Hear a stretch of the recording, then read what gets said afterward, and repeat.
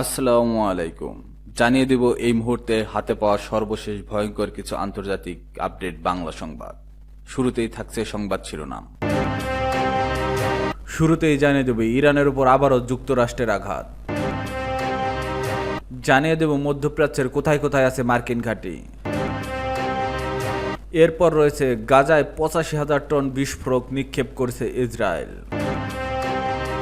সর্বশেষ থাকছে কিয়েভে ড্রোন হামলার রেকর্ড রাশিয়ার। এতক্ষণ শুনছিলেন সংবাদ শিরোনাম, এবার বিস্তারিত। প্রিয় দর্শক, আপনি যদি এই চ্যানেলে নতুন হয়ে থাকেন, ভিডিওটি দেখতে দেখতে চ্যানেলটি সাবস্ক্রাইব করে আমাদের সাথেই থাকুন। ইরানের ওপর আবারও যুক্তরাষ্ট্রের আঘাত। ইরানের তেল বাণিজ্যকে লক্ষ্য করে নতুন নিষেধাজ্ঞা আরোপ করেছে যুক্তরাষ্ট্র সরকার। পারমাণবিক কর্মসূচি এবং মধ্যপ্রাচ্য জুড়ে জঙ্গি গোষ্ঠীগুলোকে অর্থায়নের অভিযোগে ইরানের তেল রপ্তানির উপর নিষেধাজ্ঞা আরোপ করেছে মার্কিন প্রশাসন।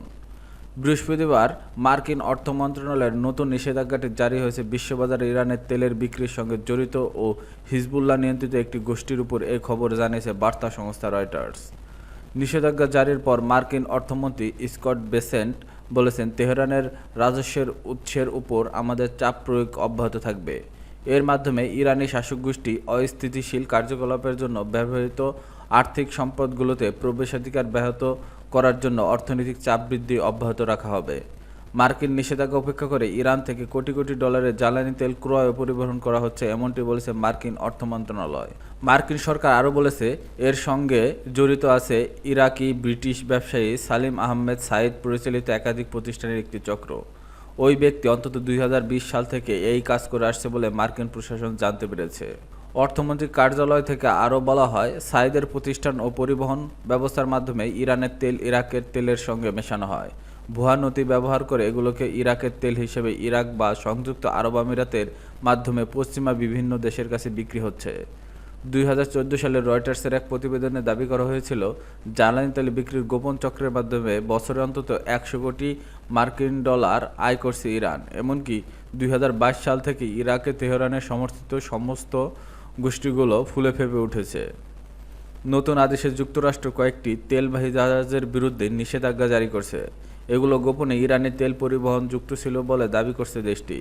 এতে ইরানের তথাকথিত শ্যাডো ফ্লিটের গোপনে তেল বহনে নিযুক্ত নৌবহরের উপর চাপ আরও বাড়ল। এছাড়া তেহরান সমর্থিত হিজবুল্লাহ নিয়ন্ত্রণাধীন আর্থিক প্রতিষ্ঠান আল কারদ আল হাসান এবং আরও কয়েকজন শীর্ষ কর্মকর্তার বিরুদ্ধে নিষেধাজ্ঞা দেওয়া হয়েছে।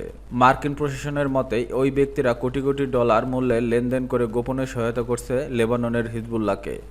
এসব নিষেধাজ্ঞার আওতায় থাকা ব্যক্তি বা প্রতিষ্ঠান মার্কিন ভূখণ্ডে থাকা সম্পদ জব্দ করতে পারবে দেশটির প্রশাসন এবং তাদের সঙ্গে মার্কিনরা কোনো ব্যবসা বাণিজ্য করতে পারবে না। মধ্যপ্রাচ্যের কোথায় কোথায় আছে মার্কিন ঘাঁটি। আমেরিকার কয়েক দশক ধরে মধ্যপ্রাচ্যে সামরিক ঘাঁটি পরিচালনা করে আসছে। যে কোনো সময় হুমকি মোকাবেলা বা শত্রুপক্ষের আঘাত হানতে ঘাঁটিগুলোকে সজাগ ও সক্ষম রাখে যুক্তরাষ্ট্র। বলা হয়, আমেরিকাকে বিশ্বমোড়লের ভূমিকায় অধিষ্ঠিত রেখেছে এসব ঘাঁটি। কাউন্সিল অন ফরেন রিলেশন অনুসারে আমেরিকা এই অঞ্চলে কমপক্ষে ১৯টি স্থানে স্থায়ী এবং অস্থায়ী উভয় ধরনের সামরিক ঘাঁটির একটি বিস্তৃত নেটওয়ার্ক পরিচালনা করে। এর মধ্যে ৮টি স্থায়ী ঘাঁটি বাহরাইন, মিশর, ইরাক, জর্ডান, কুয়েত, কাতার, সৌদি আরব এবং সংযুক্ত আরব আমিরাতে অবস্থিত। এই অঞ্চলে তাদের সবচেয়ে বড় ঘাঁটি রয়েছে কাতারে। ১৯৯৬ সালে প্রতিষ্ঠিত আল উইদেদ বিমান ঘাঁটিতে বিপুল সংখ্যক মার্কিন সেনা রয়েছে। এখানে অন্তত ১০০ যুদ্ধবিমানের পাশাপাশি ড্রোন, বোম্বার সহ উন্নত যুদ্ধবিমান সক্রিয়। ইরাক, সিরিয়া, আফগানিস্তানের যুদ্ধের সময় এই ঘাঁটি কেন্দ্রীয় কমান্ড সেন্টারে কাজ করে। এছাড়া ইরাক, সিরিয়া, বাহরাইন, ওমান, তুরস্ক মার্কিন ঘাঁটি আছে। এসব ঘাঁটিতে সাধারণ সময়ে প্রায় ৪০ থেকে ৫০,০০০ মার্কিন সেনা থাকে।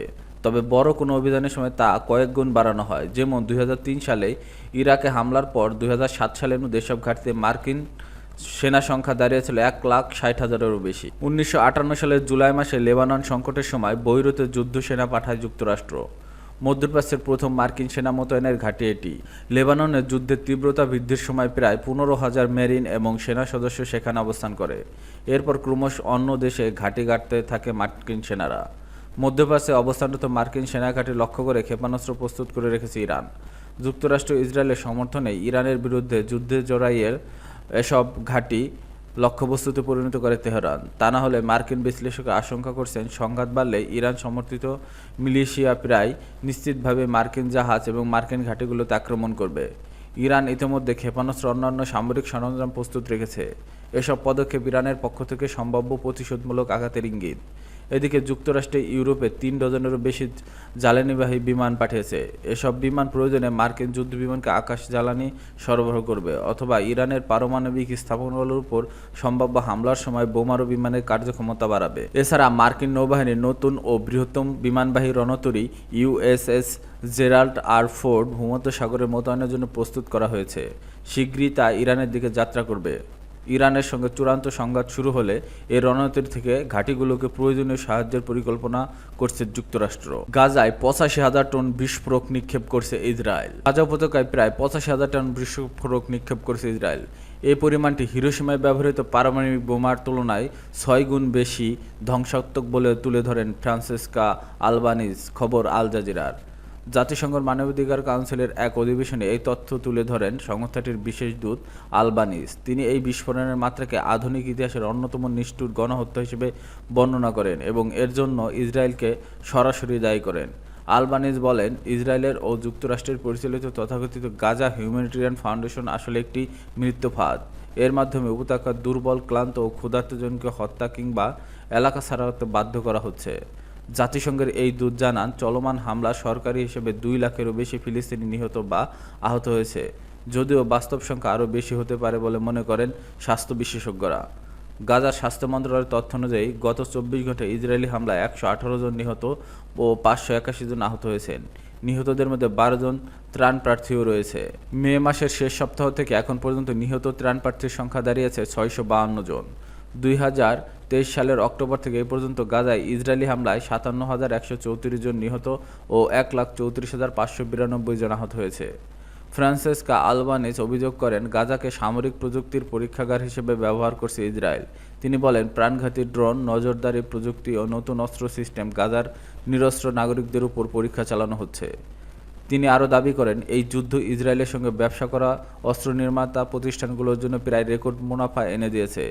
তার জানান, 48টি কর্পোরেট প্রতিষ্ঠান, যার মধ্যে অস্ত্র কোম্পানি, ব্যাংক, প্রযুক্তি প্রতিষ্ঠান, জ্বালানি সংস্থা এবং বিশ্ববিদ্যালয় রয়েছে, এই দখলদারিত্বমূলক যুদ্ধ অর্থনীতির সঙ্গে সরাসরি যুক্ত।